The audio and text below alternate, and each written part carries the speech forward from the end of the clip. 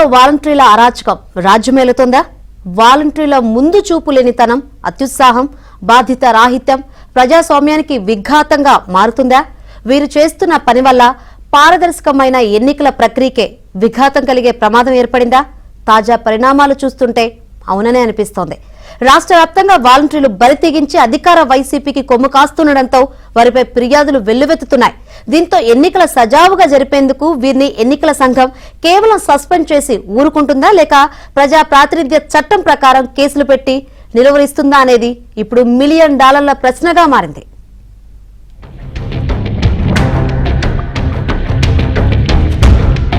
ఎన్నికల నోటిఫికేషన్ విడుదలయ్యాక పోటీలో ఉన్న ప్రతి ఒక్కరికి సమాన అవకాశాలు కల్పించాల్సిన బాధ్యత ఎన్నికల సంఘానిదే.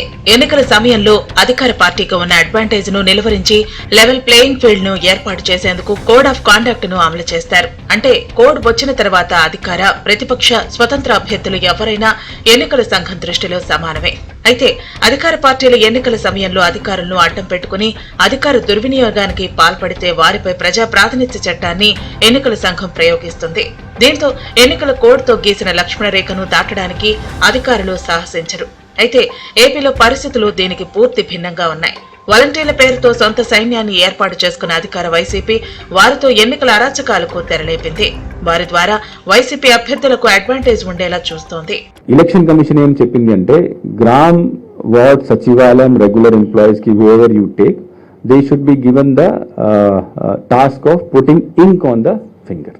మేజర్ టాస్క్ ఇవ్వకూడదు. ఐడెంటిఫికేషన్ కోసం లేకపోతే స్లిప్స్ రాయడం కోసం అది ఇవ్వకూడదు. మినిమం టాస్క్ ఇవ్వాలి. ఈసారి ఎలక్షన్, ఇంతకు ముందు అంగన్వాడీ వర్కర్స్ కాంట్రాక్టర్స్ వాడేవారు. ఈసారి election only regular government employee చేస్తారు. మన స్టేట్ లో ఉన్న రెగ్యులర్ ఎంప్లాయీలో ఆల్మోస్ట్ 60% ఓన్లీ టీచర్స్ ఉన్నారు. వాలంటీర్ల ప్రజా ప్రాతినిధ్య చట్టం కింద చర్యలు తీసుకునేందుకు అవకాశం పూర్తి స్థాయిలో లేదు. దీనికి కారణం వారు ప్రభుత్వ ఉద్యోగులు కాదు, కేవలం గౌరవ వేతనంతో అధికార పార్టీ చెప్పింది చేసేందుకు రూపొందించుకున్న యంత్రాంగం మాత్రమే. దీంతో వీరు ఎలాంటి భయము బెరుకు లేకుండా వైసీపీ ఎమ్మెల్యే, ఎంపీ అభ్యర్థుల వెంట ప్రచార కార్యక్రమాల్లో పాల్గొంటున్నారు. వారి పరిధిలోని 50 ఏళ్లలోని వారి పుట్టు పూర్వోత్తరాలను అభ్యర్థులకు ఇవ్వడంతో వైసీపీకి ప్రచారంలో డబుల్ అడ్వాంటేజ్ వచ్చినట్టయింది.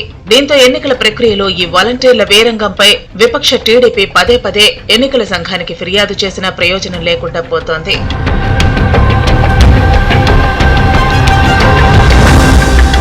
వైసీపీ అభ్యర్థులు ప్రచారానికి వెళ్లబోయే ఇళ్లలోని వారి వివరాలను ముందే వైసీపీకి చేరవేయడంతో పాటు ఎవరికి ఎలాంటి పథకాలు అందాయో కూడా చెబుతున్నారు. ప్రజల ఓటర్ ఐడీ కాపీలను సైతం వైసీపీ అభ్యర్థులకు అందిస్తున్నారు. క్షేత్రస్థాయిలో వైసీపీ వారు ఎంతమంది, ప్రత్యర్థి పార్టీకి చెందిన వారు ఎవరు, న్యూట్రల్ ఓటర్లు ఎవరు వంటి వివరాలు వైసీపీ అభ్యర్థులు తెలుసుకోగలుగుతున్నారు. దీంతో ఎవరైతే తటస్థంగా ఉన్నారో అలాంటి వారితో వైసీపీకి ఓటు వేయించడానికి అవకాశం లభిస్తుంది. ఇదే అవకాశం ప్రత్యర్థి పార్టీ అభ్యర్థులకు, స్వతంత్ర పార్టీ అభ్యర్థులకు లేకుండా పోతుంది.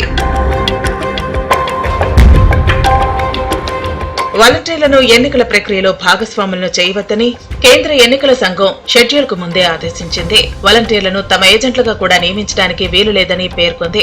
అయితే నిబంధనలు ఎన్ని చెబుతున్నా వాలంటీర్లు మాత్రం ఎన్నికల ప్రక్రియను అపహాస్యం చేస్తున్నారని విపక్ష పార్టీలు ఆరోపిస్తున్నాయి.